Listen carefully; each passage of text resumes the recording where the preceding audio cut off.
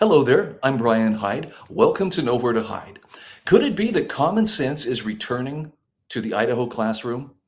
It may be. Actually, a bill was being debated earlier today about flags in the classroom. Now, this may not seem like a very big deal. Why on earth would anybody have a problem with any kind of flag in the classroom, right? It's a place of learning, but you're right. It is a place of learning. But unfortunately, over the years, Idaho classrooms have been slowly being transformed into little social laboratories.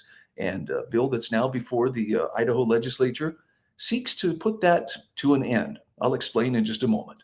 All reporters are biased, the Idaho Press Club are biased, all media, newspaper, radio. To be completely blunt here, Brian, and there are plans to expand indoctrination. That's right. Well, Idahoans are also concerned. Horror shot. That line would be moving a little bit farther west. I'm like crying. Nobody wants to see Dark money is influencing policy.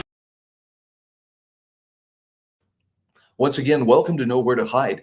You know, flags in classrooms, I think most of us grew up at least in a time where that was a very common thing. In fact, most mornings we would show up for school, and one of the very first orders of the day was everyone would stand, face the flag, and recite the Pledge of Allegiance. But it's not the American flag that has taken a dominant place in the classroom here of late. Increasingly, you're finding teachers who have found a great way to introduce left-wing activism in the form of LGBTQ activism or otherwise rainbow flags that have found their way into the classroom as an attempt to show solidarity with students or to give them support, claiming that, well, this is a group that's so marginalized that you almost forget that it has a whole month to itself and that virtually every corporate entity in America celebrates rainbow everything. And Hollywood, all the major institutions, government, for an oppressed, out of step little minority, they certainly seem to have a lot of people backing them. But is the classroom the right place to be flying that particular flag? Well, House Bill 10 seeks to address this. And of course, this is causing some consternation on the part of various news organizations. This is KTVB reporting. Committee introduces bill to ban, here come the scare quotes, political flags in Idaho classrooms. The bill would ban the display of flags and banners on Idaho public K through 12 school properties that represent a political viewpoint. Now, I have to point out here, this isn't just about the rainbow flags. In fact, this would prohibit flying the Gadsden flag or the Appeal to Heaven flag or a Make America Great Again flag, which is not a bad thing.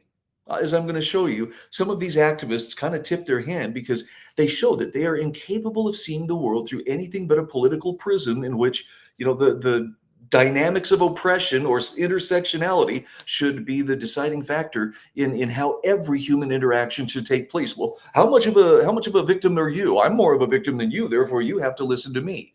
I'll show you a good example of this in just a moment. The bottom line is, classrooms should not be politicized.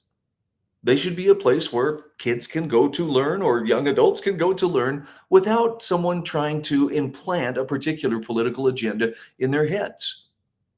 Now, I know, again, some people will say, but everything is politicized. Well, it does feel that way today, but it doesn't have to be that way. And frankly, I'm asking you, think back to when you were in school, when you said the Pledge of Allegiance. Did you seethe with rage, or did you did it because it was actually kind of a way that people were brought together? So let's explore this a little bit deeper and actually look at what the bill itself has to say. I think this may be the best way to dive in here. House Bill number 10. This was being discussed in the Education Committee. It's to establish provisions requiring public schools to display only certain flags and banners on school property and prohibiting the display of certain flags and banners on school property. Okay, so some, it says, are appropriate and should be in the classroom. Others really don't need to be there. So let's talk about some of those flags that would be appropriate.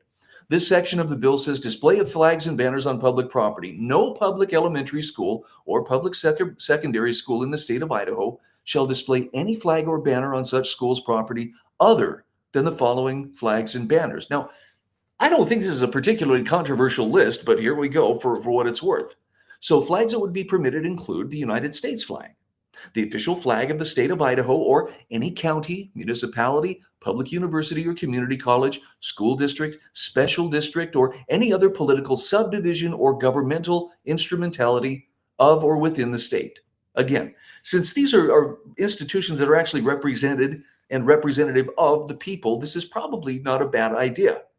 Also, official flags of any state in the United States. So if you're studying American history, for instance, you might have other states' flags, official flags of recognized foreign nations. Here are a few more. Official school flags, official flags of any of the military branches and units of the United States, of official flags or of Indian tribes. That would be an issue here in Idaho too, and those flags are protected. Flags or banners recognized by the Idaho Department of Education that are awarded for achievements, or flags or banners representing official school mascots and colors. So let's talk about what should not be on display in the classroom. No flags or banners shall be displayed by a public elementary school or public secondary school that represent a political viewpoint, including but not limited to flags or banners regarding a political party, race, sexual orientation, gender, or a political ideology. Now, honestly, if they just said ideological, that would probably have covered most of it. And really, do you send your kids to school so they'll get their fill of ideological indoctrination? I'm guessing probably not, but that's what they've been getting. And unfortunately, this is not a matter of, well, gee, some parents were offended by the sight of a rainbow flag and just decided to cause trouble. Everybody knows it's a good flag. No, they don't. For some people, that flag represents values that are just not in harmony with normal society. And that's not to say that they want to make other people's lives difficult. It's just there's a place and a time. And the public school classroom is not one of those places. It's a cause-seeking legitimacy, which is why it tries to find refuge in public institutions. And it's been this way for, at least the last 30 years, as far as I've been paying attention. So I don't know if you have seen some of the fallout from this. Of course, some of the usual suspects get really bent out of shape that this would even be undertaken. But I wanted you to see the words of Representative Ted Hill, who introduced HB 10. And this is what he said. This was in his testimony to this education committee. He said, the critical thing is to bring these children to understand our commitment to the Republic, our commitment to liberty and justice for all. That flag, meaning the United States flag, represents the institutions and everything that protects the liberty and justice for all. And these other flags do not. To me, that seems like a very straightforward way to explain this. Can we all come together under a flag? I mean, we used to. It's been harder, but how many people get triggered or otherwise bent out of shape just from seeing an American flag? Far more than you would think, and it's very strange to see. So the original motion to send to the floor with the do pass recommendation, thank you, Brian Allman, for following this and reporting on it. As of this morning, that motion passed 12-2 on a party line vote. Now, of course, not everybody's enthusiastic about the idea that this is being considered. And I wanted you to see this. The Idaho Freedom Foundation says, well, this is just one of many steps we hope the legislature takes this session in getting grooming and other woke movements away from our children. And it's so funny. A professional spin meister, no, literally, this guy doesn't even live in Idaho, but he is paid to spin for his clients, says, well, this is just another example of IFF spin. Okay, they virtue signal their hate for LGBTQ and intentionally omit the fact that this bill also bans MAGA, Trump, Appeal to Heaven, that's the pine tree flag, and Gadsden flags displayed in public schools. Yeah, his faux outrage is a little bit on the dramatic side, but I guess we've come to expect this from Greg. If their supporters knew that MAGA flags and apparel might be banned in schools, would they still support it? The bill specifically says all political flags, not just pride ones. And Greg, here's the thing you're not getting.